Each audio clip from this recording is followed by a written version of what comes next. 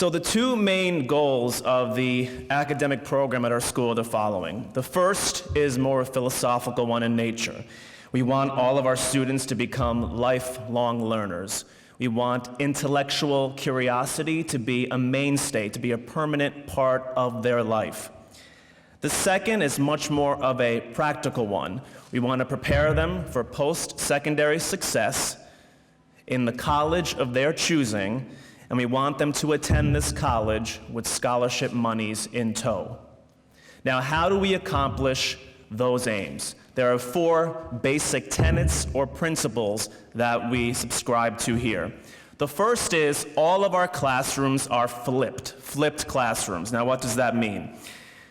At home, homework consists of the following: reading your e-text in the digital textbook library, or actually having it read to you. There is a feature in the digital textbook library that allows the actual book to be read to you. Now again, you may think that this is the easy way out, or why would my son not want to read it? Why would he have it read to him? He's just being lazy. Well, actually, a lot of these textbooks are college-level texts, and they have difficult and challenging syntax, which is sentence structure, and difficult and challenging vocabulary. So to actually have it read to them will improve their grammar skills and their vocabulary skills and their writing skills. The next part of their homework is to watch any pertinent videos and lectures associated with the topic at hand. The great thing about this is, due to this digital textbook library, all of this stuff is located in one area for your son. He does not have to wander around someplace in cyberland or on YouTube or on Google searching for these various things. It's all there for him. It's controlled, it's safe, and again, it's a conscientious integration of technology. Keyword, conscientious. So now once he does all this for homework, he then comes to school the next day. And the purpose of class time is then to discuss everything that he read at home, answer any questions on any videos or lectures that he may have watched, solve problems in our math and science classes in a cooperative setting, engage in some purposeful activities in class as a group, and even enrich or add to something that your son may have found particularly intriguing or interesting from his study the night before. So that's the first tenet. The second tenet, the second thing, is that all of our courses are blended. All of our courses require some type of technology-mediated instruction and assessment. Now, what does that mean? Now, a lot of times people will say, oh, well, that means one-to-one. How many have heard that? One-to-one, everyone talks about one-to-one. Yes, no? Some, correct. Well, that is not blended learning. One-to-one is not about having an iPad in front of you and taking notes. That is not blended instruction. That is not going to prepare them for success at their post-secondary institution, where a lot of these courses are truly blended. What does it mean? Students here are responsible, and you'll see these in the various classroom presentations, for completing assessments and activities online through the accompanying platforms of the digital textbook library. Labs, blogs, discussion boards, actual questions, objective questions, essays, and again, it's all there. It's not something that your son, again, has to look for somewhere in cyberland on YouTube or Google. Controlled, safe, conscientious, and it saves your son a lot of time. Now, all of these different platforms go by the following names for each particular discipline. We have My Language Lab for foreign language, for world languages and classical language. My History Lab for the history courses. My Math Lab for all the math courses. Mastering Science for all the science courses. And my Programming Lab for computer science. And I will often hear alumni return to the school and thank me for having these labs as part of the curriculum, because they are actually doing them in their undergraduate study. I will have teachers come to me and tell me how they're using Mastering Science in their physics course for graduate school. Again, preparation for post-secondary success. The great thing about these programs, they allow real-time feedback for your son.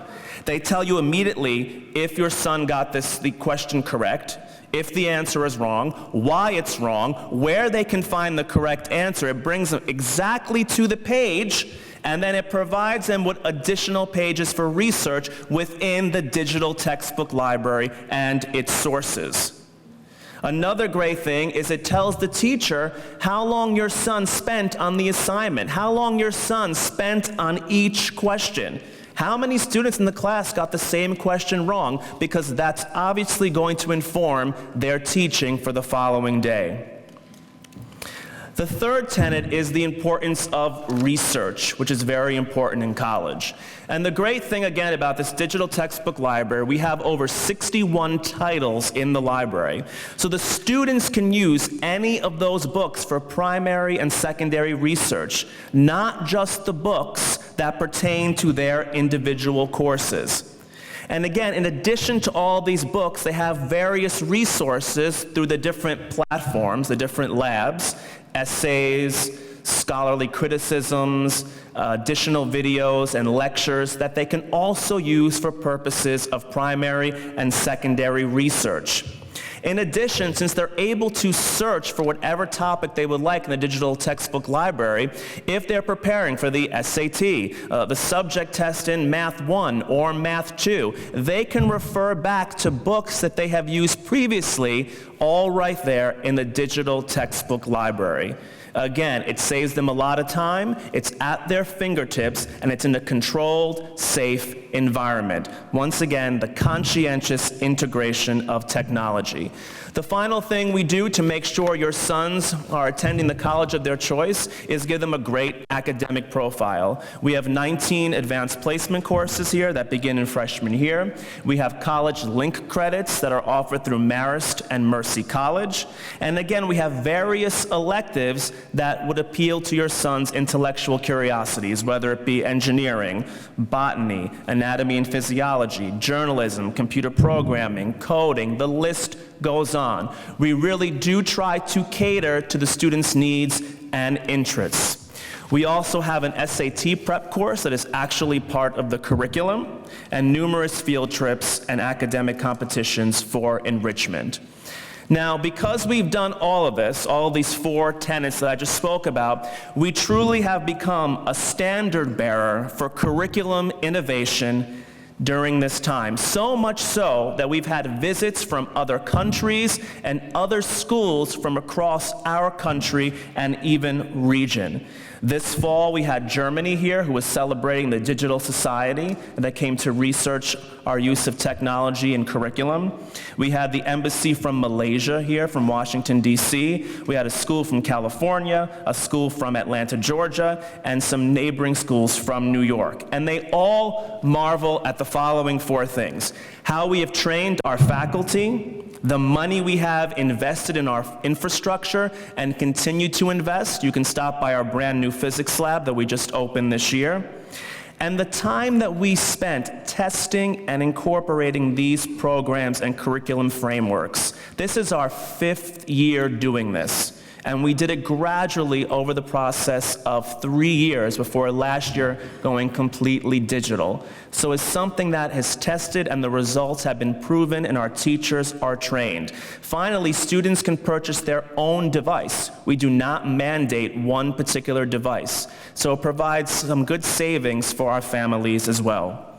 I am confident your sons will be challenged here. They'll be inspired by the rigors of the curriculum. I promise you that we will set high standards for him and provide him with an atmosphere that will stimulate his intellect and allow him to reach his full potential. Thank you so much.